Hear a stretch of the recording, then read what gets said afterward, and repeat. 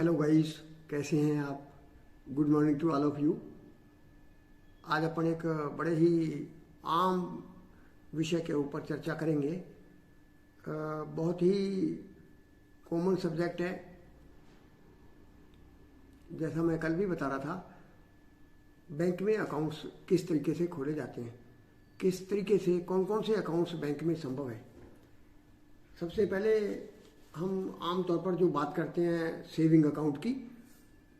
Saving account हर एक individual को ज़रूरत पड़ती है, चाहे वो सेविंग किसी भी सोर्स से हो।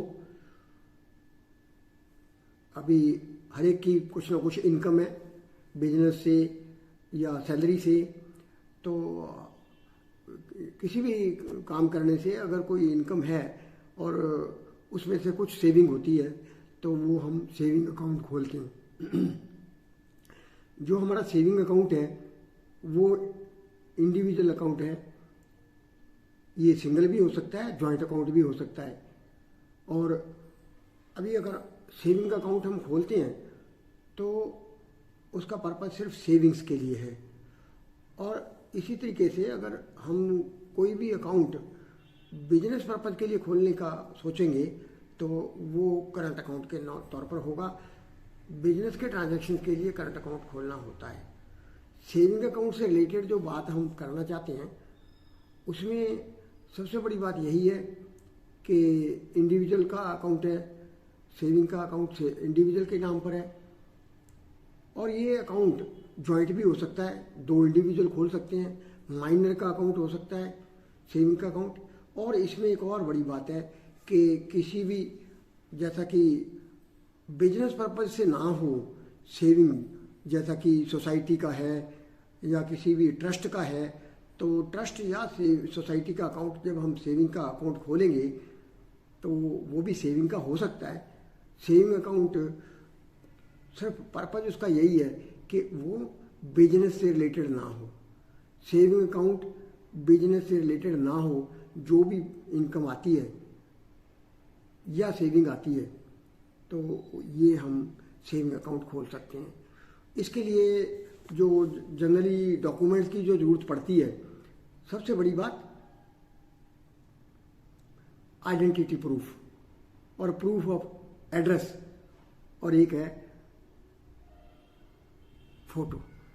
अभी ये तीन चीज़ें हैं, बड़ा स्पष्ट तौर पर हमें जानना होगा कि जो आइडेंटिटी प्रूफ है, आइडेंटिटी प्रूफ मतलब जैसा कि पैन कार्ड है, पासपोर्ट है, जिसके ऊपर फ़ोटो लगी है, जिसके ऊपर फ़ोटो लगी है, वैसा प्रूफ हम आइडेंटिटी के लिए मान सकते हैं। ड्राइविंग लाइसेंस है या पैन कार्ड है, आपका आधार कार्ड है या पासपोर्ट है, तो जो एड्रेसेज, जो documents officially valid documents, officially valid documents क्या होंगे, जिनका प्रूफ हम किसी भी व्यक्ति के उस प्रूफ से फ़ोटो से पहचान सकें, फ़ोटो से पहचान सकें।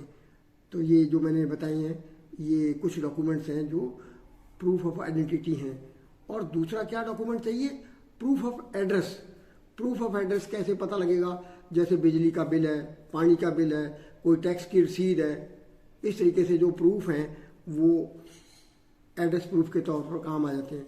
और वही आजकल जनरली क्या है, आधार कार्ड है। जो हमारा आधार कार्ड इस तरीके का डॉक्यूमेंट है कि जिसमें एड्रेस भी है और हमारा आइडेंटिटी भी है, तो उससे दोनों का काम चल जाएगा।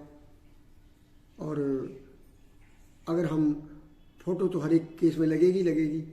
ये थोड़ा सा सेविंग के अकाउंट्स के बारे में बात अपन कर रहे थे। और सेविंग अकाउंट का पर्पज़ मैंने बताया। और इसके अलावा अभी जो एक अलग जो हम अकाउंट खोल सकते हैं वो है business related current account. Current account जो है प्रोप्राइटरशिप अकाउंट हो सकता है, जो कि इंडिविजुअल अगर कोई बिजनेस करता है। इसी तरीके से कि अकाउंट पार्टनरशिप में हो सकता है, कंपनी अकाउंट हो सकता है, वो उसके डिटेल में जाना पड़ता है।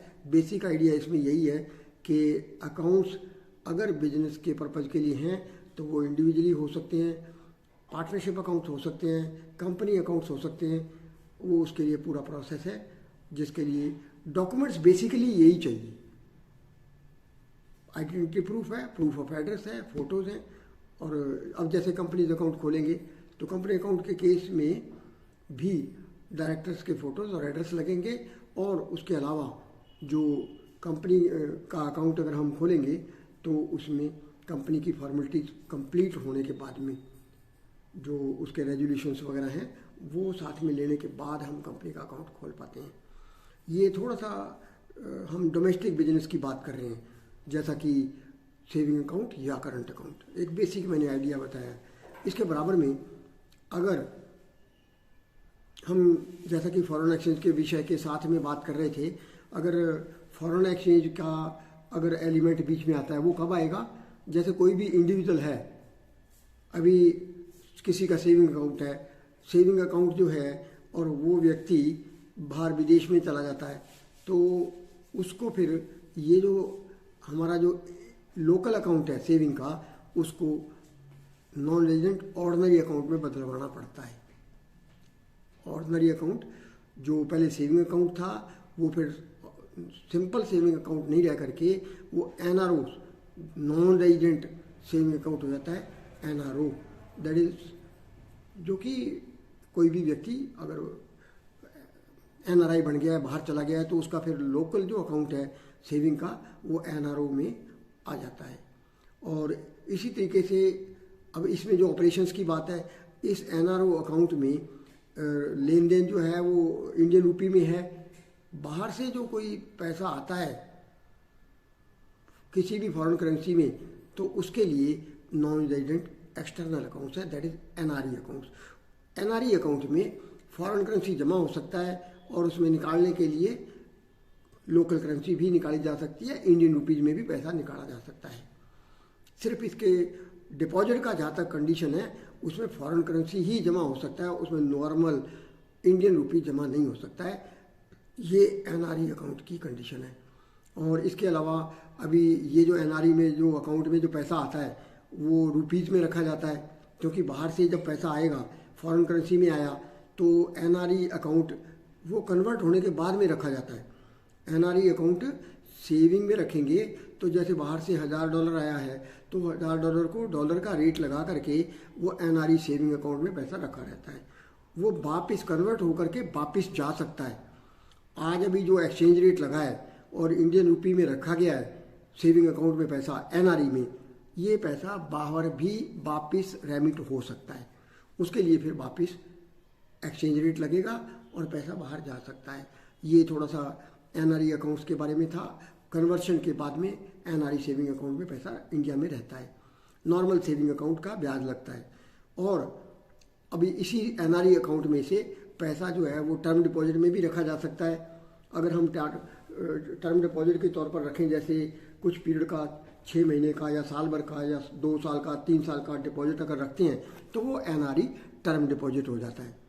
और अगर बाहर से आया हुआ पैसा फॉरेन करेंसी में डिपॉजिट रखना चाहते हैं, फॉरेन करेंसी में रखना चाहते हैं, तो उसको एफसीएनआर टर्म डिपॉजिट में रखा जाता है।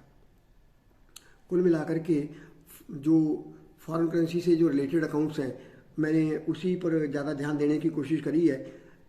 एनआरई अकाउंट हमारा एक सेविंग का अकाउंट, एक एनआरओ अकाउंट और एनआरई टर्म डिपॉजिट अकाउंट और एफसीएनआर अकाउंट, ये 4 अकाउंट्स की चर्चा अपने को आज विशेष तौर पर करनी थी।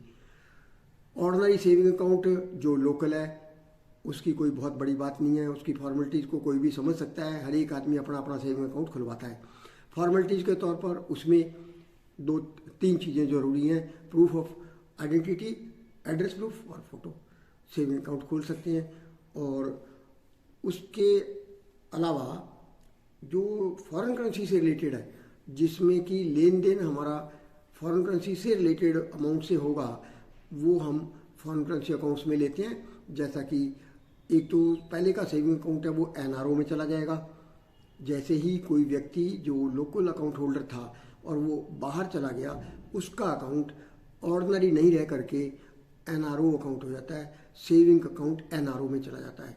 और उसमें जो बैलेंस है वो लोकल करेंसी है और उसमें बाहर का पैसा भी जमा नहीं होता है। एनआरओ अकाउंट हो गया। अभी अगर बाहर से पैसा आएगा तो उसके लिए एनआरई सेविंग अकाउंट खोला जाएगा, जिसमें फॉरेन करेंसी जमा हो सकता है। अमाउंट रुपये में रखी जाती है, कन्वर्शन उस दिन के जब अमाउंट कन्वर्ट करते हैं तो उसके रेट के मुताबिक कन्वर्ट करके उसको सेविंग में रख देते हैं। अगर कोई भी व्यक्ति, जैसा मैंने बताया, टर्म डिपॉजिट में रखना चाहता है तो वो उसके टर्म डिपॉजिट बनाए जा सकते हैं।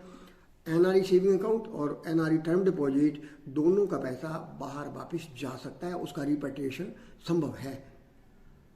एफसीएनआर डिपॉजिट फॉरेन करेंसी में रखा जाता है और वो पैसा भी वापस जा सकता है। फॉरेन करेंसी एफसीएनआर डिपॉजिट जो है सिर्फ टर्म डिपॉजिट होता है, उसमें सेविंग जैसा कुछ नहीं है, क्योंकि उसमें ऑपरेशन संभव नहीं है। टर्म डिपॉजिट के तौर पर जैसा कि 1 साल से लेकर के 5 साल तक का एफसीएनआर टर्म डिपॉजिट वो फॉरेन करेंसी में रखा जा सकता है, जो 6 करेंसीज में आरबीआई परमिट करता है, जैसे यूएस डॉलर है, पाउंड स्टर्लिंग है, यूरो है, जापानी येन है, ऑस्ट्रेलियन डॉलर है। तो ये सब जो करेंसीज हैं इसमें फॉरेन करेंसी टर्म डिपॉजिट रखा जा सकता है, उसमें एक्सचेंज रिस्क कवर्ड है। अभी सबसे बड़ी बात ये सोचने की है कि कोई भी व्यक्ति जो बाहर एनआरआई बन गया वो टर्म डिपॉजिट एफसीएनआर में रखना चाहेगा या एनआरई टर्म डिपॉजिट में रखना चाहेगा। एनआरई टर्म डिपॉजिट रुपये में रहेगा, वो बाहर से जब पैसा आया है तो उस टाइम का एक्सचेंज रेट लग गया, उसके बाद में डिपॉजिटर के रिस्क है कि रेट बढ़ भी जाए कम भी हो जाए, एक्सचेंज रेट बढ़ भी सकता है कम भी हो सकता है। एफसीएनआर डिपॉजिट में ऐसा नहीं है। एफसीएनआर डिपॉजिट में एक्सचेंज रिस्क कवर्ड है, क्योंकि अगर डॉलर में जमा कराएंगे तो वापस डॉलर ही मिलेंगे। एफसीएनआर में रिस्क कवर्ड है और वो रिस्क कंसर्न बैंक की है।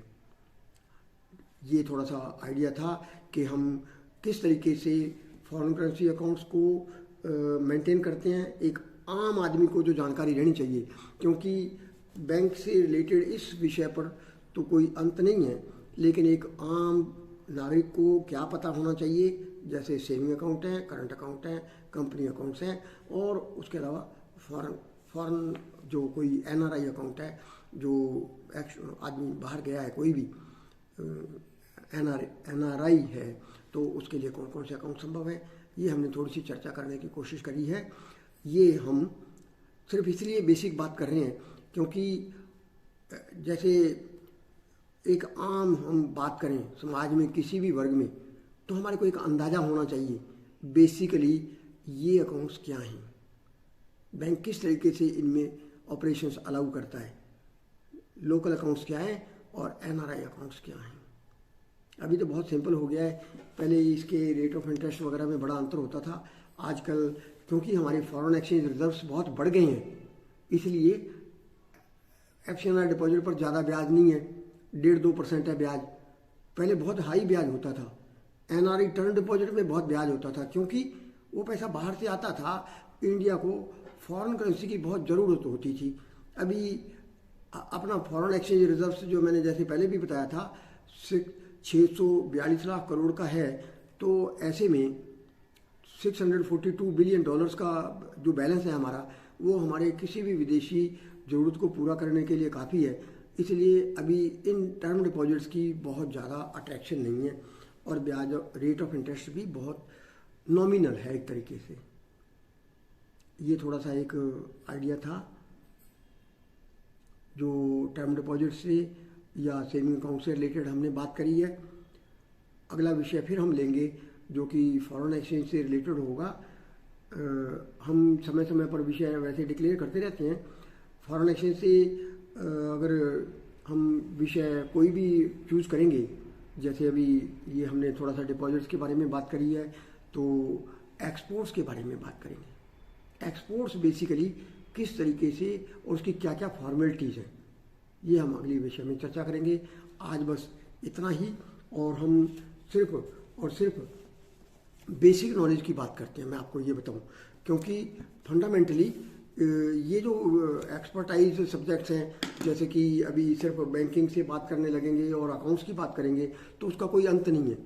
लेकिन एक आम नागरिक को कितना पता होना चाहिए, हम न्यूज़पेपर पढ़ें या समाज में बात करें, मैं उस चीज़ को थोड़ा सा कवर करके चलने की कोशिश कर रहा हूँ, बेसिक आइडिया देने की कोशिश कर रहा हूँ। जो सब्जेक्ट हम एडवांस में बात करेंगे वो एडवांस में भी बात करेंगे, लेकिन फिर वो बैंक एक्सपर्टाइज की बात हो जाती है।